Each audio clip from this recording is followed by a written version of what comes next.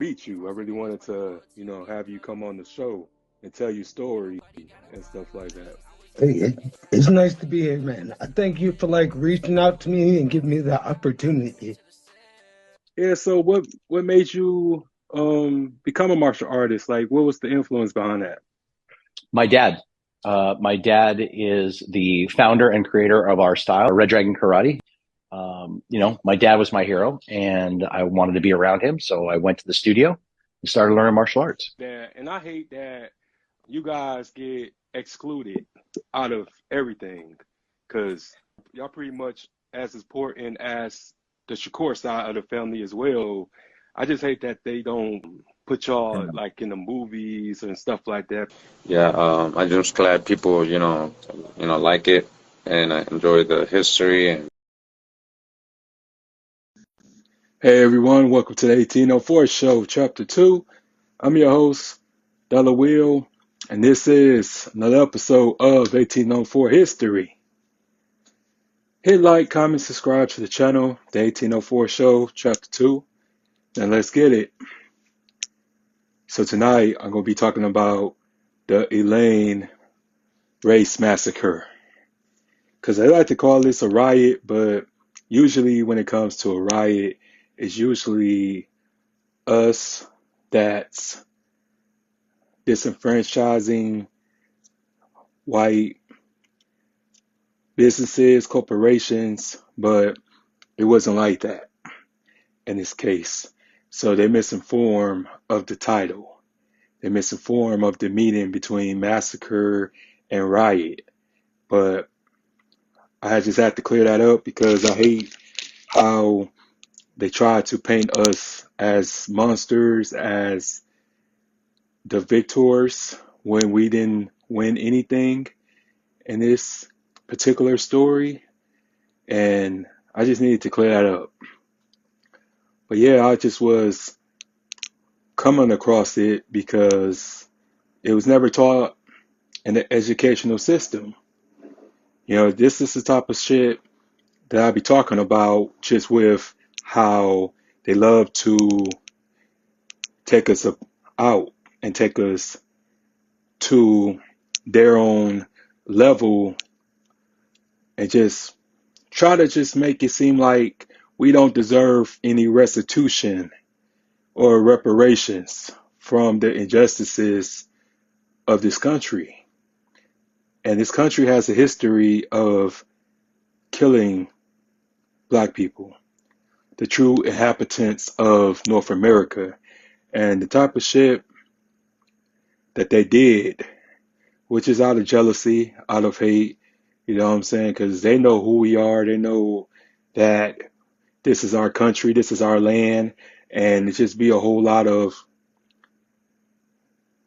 people who like to paint this picture as if we just complaining or we have a chip on our shoulder and we need to just move on to the future and stuff like that. But we can't have a future if we don't know our past. So it's just really important that we all do our own research on how dirty these motherfuckers really was to us, and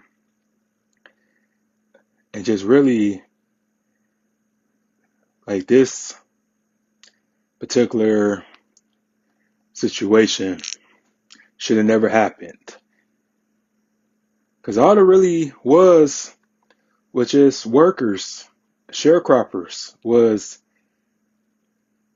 on strike because in the town, it really depended on farming, sharecropping, and cotton was big and huge in that town. That's how the town was able to make and generate most of his income was through sharecropping and picking cotton. And a lot of the workers will work over a year and they will practically get ripped off. They would not get their fair wages. And today's time, just imagine you doing $25 an hour worth of work and you get paid $9, or you get like $150 check for the parts that you did at the assembly line in the plant, and that's not enough to survive. That's not enough to make it or even get by. So, because whites own the legislation and the law and the police and all this other stuff, blacks wasn't allowed to vote. Blacks wasn't allowed to even write a letter or even make a complaint.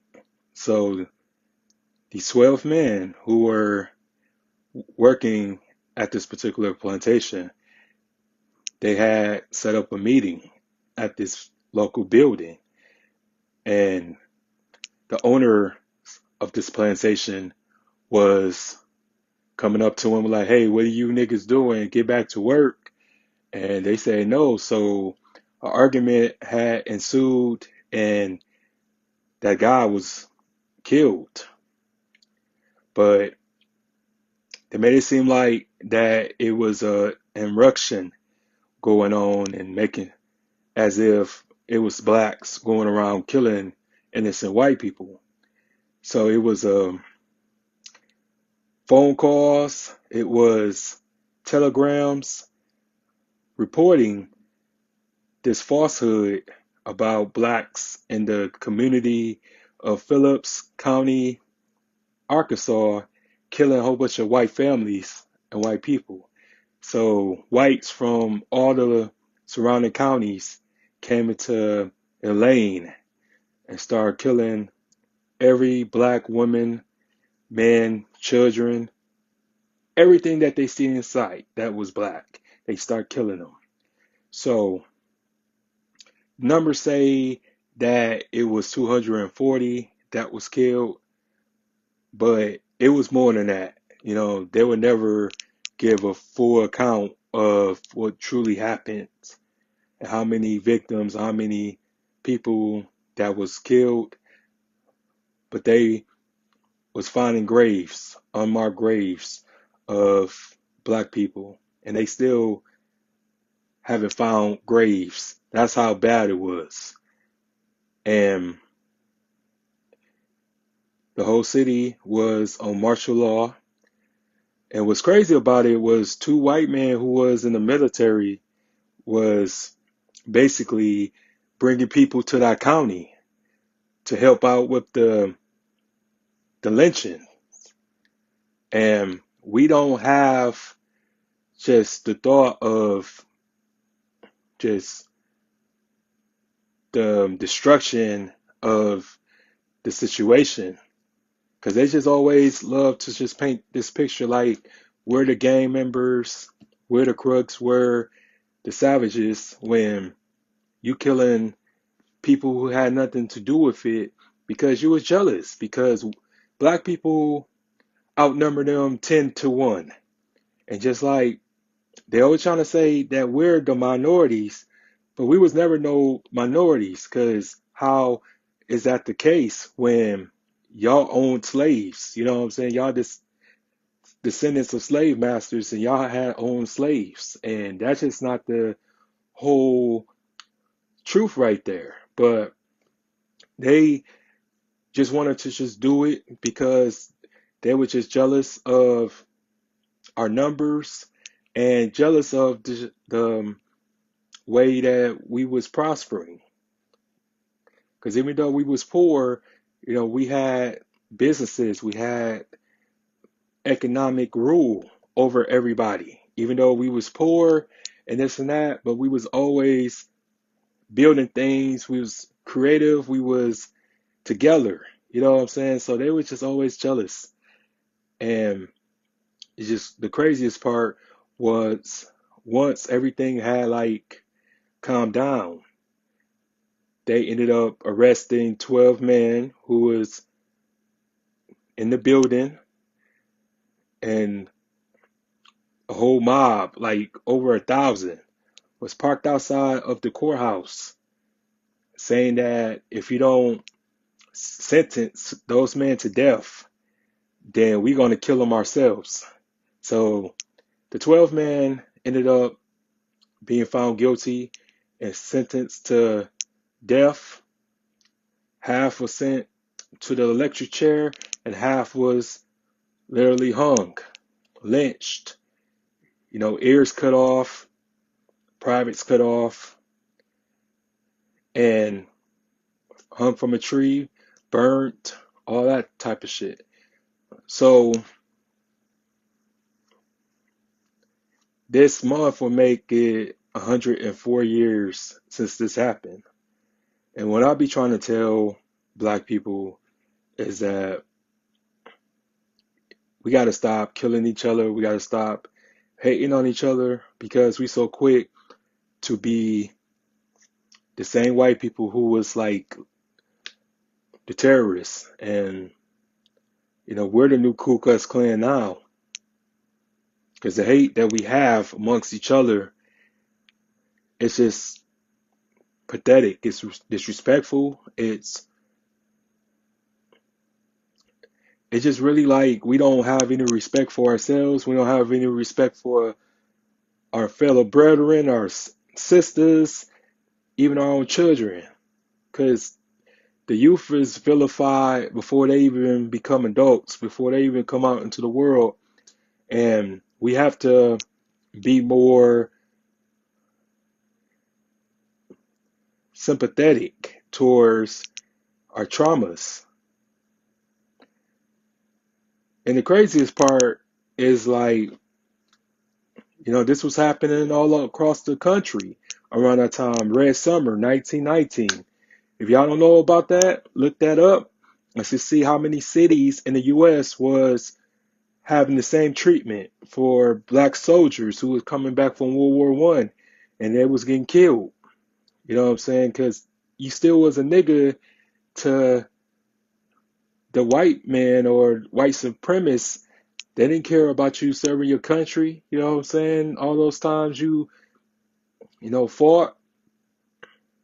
And that goes on today. Because even a black man who is considered a veteran, he's not respected. He's not taken seriously. Nobody see him as a leader and this and that. So a lot of that came from niggas who were military trained and was able to come back and not have that same fear, not to have that same programming of the South. A lot of them fought back.